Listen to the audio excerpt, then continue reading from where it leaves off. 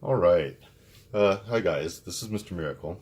I thought with the announcement of the new Eternals movie, it's still a couple years away, but you definitely want to pick these books up now rather than closer to when the movie releases. So let's take a look at some of the Eternals books. The Eternals, Marvel announced them as a movie. It's definitely a good team to replace the Inhumans because the Inhumans was such a flop, and they really need another team that's going to be in there besides the Avengers. So the Eternals are a good pick. The Eternals are a good pick for a couple reasons. They really explain a lot of the Marvel Universe's canon, especially where it concerns mutants. Um, so you want to pick up this book because this book is the first appearance of Ikaris, who's the leader of the Eternals. It's the first appearance of the Eternals. It's the first Bronze Age appearance of Crow, who is the leader of the Deviants. The Deviants are kind of the anti-Eternals. They're their sworn enemies. All the Eternals are really good-looking people, and Deviants are like mutated sort of form of the Eternals.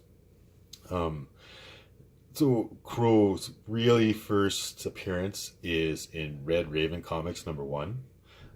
If Red Raven Comics #1, if you don't know, you're not going to put that in your collection unless you got a couple $100,000 to spend. Very, very rare comic.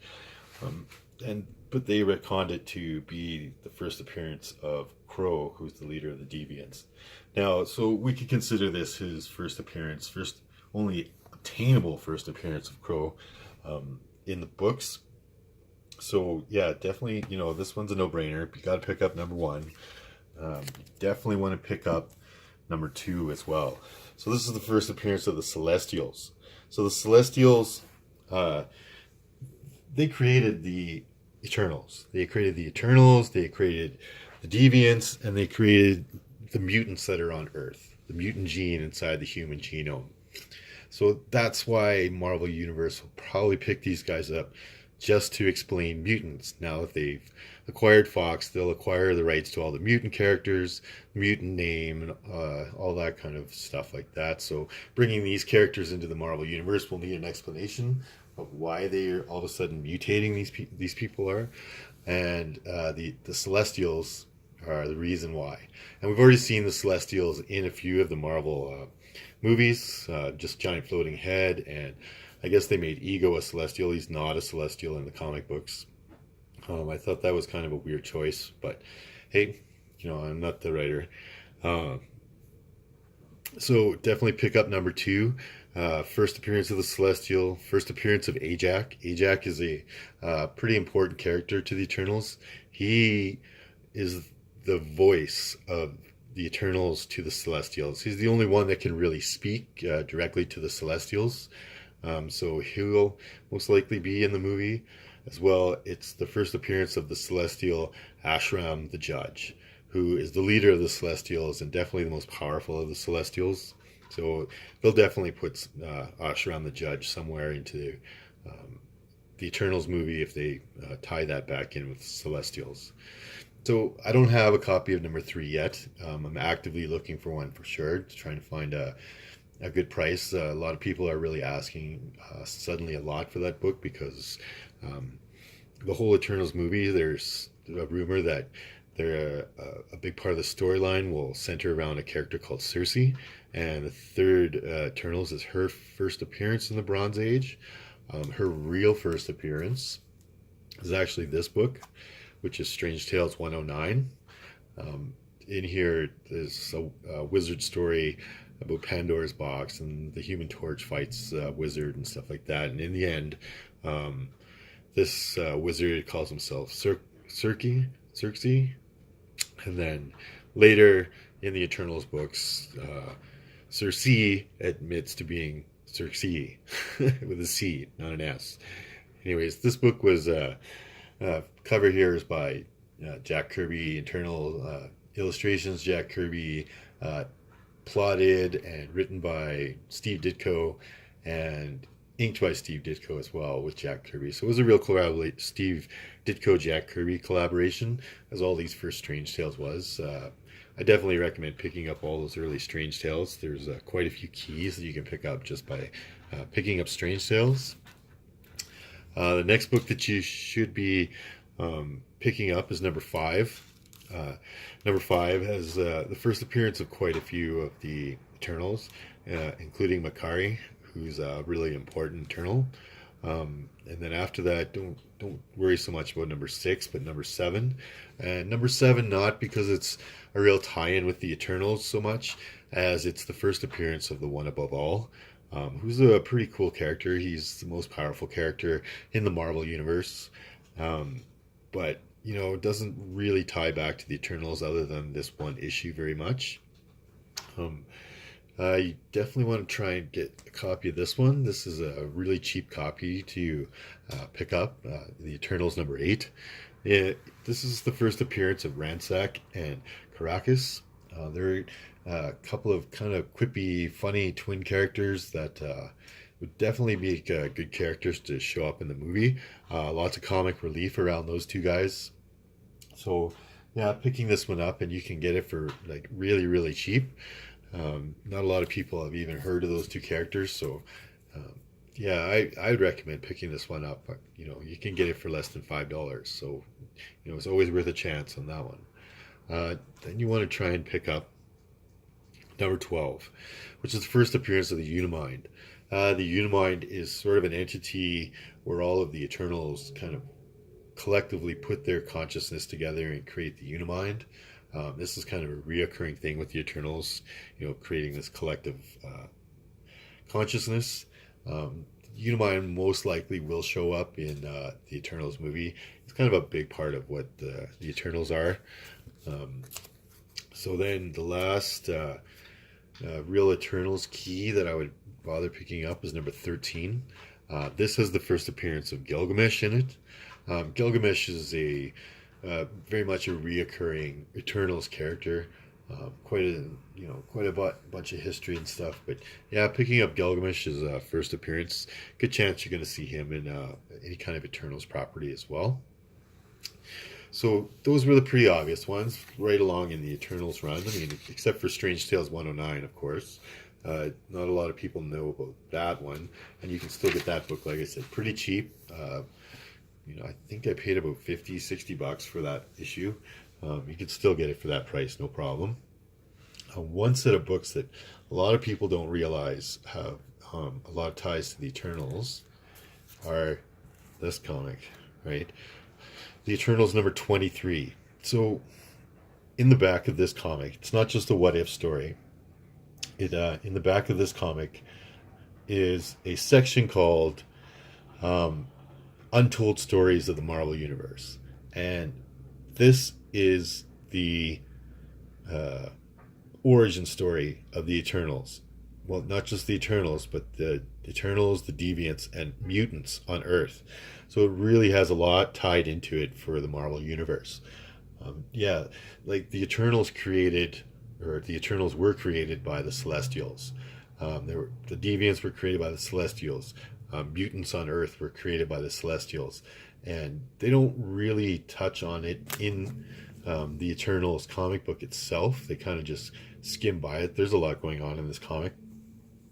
So they wrote this and put it in the back of the What If stories, and this is their their origin stories. And then this one in particular is the Celestials creating the Eternals, the Deviants, and the mutants on Earth, manipulating the ape sort of men, the cavemen way back millions of years ago, to become humans and to eventually become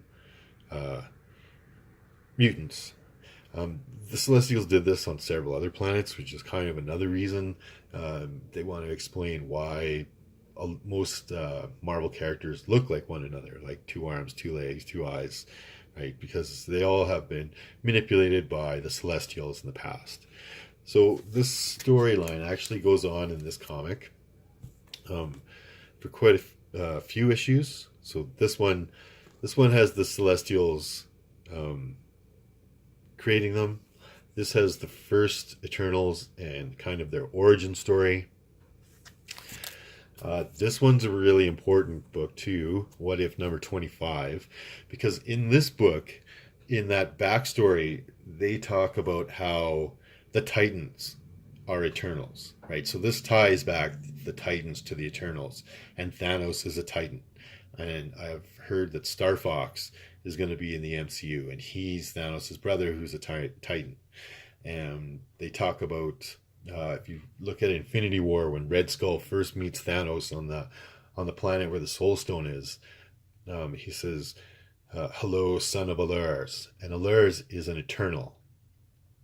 So they're really trying to tie it back in the Marvel universe to the Eternals and make something of it. And this book shows the destruction of Titan, shows why the Titans are Eternals, really connects them back to all the Eternals of Earth and how the Titans got onto Titanus, Tyrannus, or what their planet is called. Um, so yeah, this really ties back and hits home with the whole Thanos thing. So that's a tie for Marvel Universe to tie the Eternals in for a good reason, right? Tying the Titans into the Eternals. Um, this guy, it continues the story. There's nothing really key about it. I really like this comic book, the What If Captain America had been elected president, because this is actually an illustration of Jack Kirby on the cover. So I really like that. Got Jack the King Kirby right on the cover there. And then the last one, 27. What if the Phoenix had not died? Again, there's untold stories of the Marvel Universe in the back with a short story. And it talks a lot about deviance on Uranus or Uranus, how the Kree get in there. It talks about, just, why the Eternals are what the Eternals are. It's just another big piece of their origin story. So you definitely want to pick up those, right, from number 23 to 27. All have Eternals origin story in the back of it. If you put them all together in one issue, it'd probably be about an issue and a half worth of comics. They're just little sort of shorts at the back of these What If issues. But yeah, and like I said, very important to get this guy, and really important to get that guy, right? 23 and 25 for sure. If you want to have, I guess all of them for sure, but these two, just because this one's so important to tying back Thanos to the Eternals. All right. So next, I want to take a look at this guy, the Fantastic Four, 113, first appearance of Overmind. It's got a lot of flash in there. First appearance of Overmind. Overmind is an Eternal. He's one of the Eternals of Ewing, or Jung, one of the Eternals of Jung. The Eternals of Jung are Eternals from a different planet that the Celestials manipulated.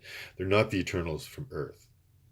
And this guy ties them back to the Eternals of Earth by showing up here with Overmind. Overmind is made up of a billion minds of the Eternals of Jung. It's quite powerful. He has the psionic ability of a billion minds all in one person. When the Eternals of Jung were just about wiped out by the planet, by the Gigantus, on the planet from planet Gigantus, quite an advanced race of giant beings that the Eternals of Jung make the mistake of fighting, and then they just get wiped out in the backlash attacks, and they create the Overmind, and they send him into space, and he ends up on Earth and fighting with the Fantastic Four. And you can get number 114. It ties into the Overmind. There's no real key to it though, but they really kind of explain that whole thing. And this is the first appearance of the Eternals of Jung, which is Fantastic Four number 115. So they may touch on it because they're going to talk about the Celestials, because they're going to, say, yeah, they manipulated different races across the universe for their own means and experiments. and that's why people look the same kind of everywhere. And so there's a good chance you're going to see reference, or at least a little bit of a flashback or something about the Eternals of Young, just to show that there are more than one group of Eternals out into the universe. So that's my advice picking up Eternals comics. The biggest advice I can give you is get them now. Don't get them when the movie comes out. That's going to take a while. They're all going to start taking big jumps up on the eBay. You can already see the Eternals #3 and the Eternals #1 have both taken really hot, fast jumps in price. I really, fighting to find a decent copy of #3 for a good price. It's out there. I'll find it. Patience is always a very big key in comic collecting, especially when dealing with eBay. Don't overpay just because you want something now. Be patient. Wait for the price that you want to pay to come up. Wait for the book that is the quality that you want to come up for the price you want. It happens to me all the time. I get good deals just by being patient. But yeah, collect these Eternals books, put them in there. No idea. There's no script written for the Eternals yet. I think they're just starting to work on that kind of beginning stages. And so who knows who could show up in that movie or how they'll tie it back. Like I said, there's good chances they're going to tie it back to Thanos and the Titans and the Celestials and the Eternals, to tie back to the mutants and explain mutants in the Marvel MCU now. So all of these things kind of make a pattern that writers like to tie back and make a multiverse, cohesive sort of universe that all these characters live in, with plausible explanations, comic book plausibility explanations of why these characters exist in the first place. So go out there, find the Eternals. This has been Mr. Miracle. I really appreciate you guys watching this video, and happy hunting out there. I'll see you guys next time.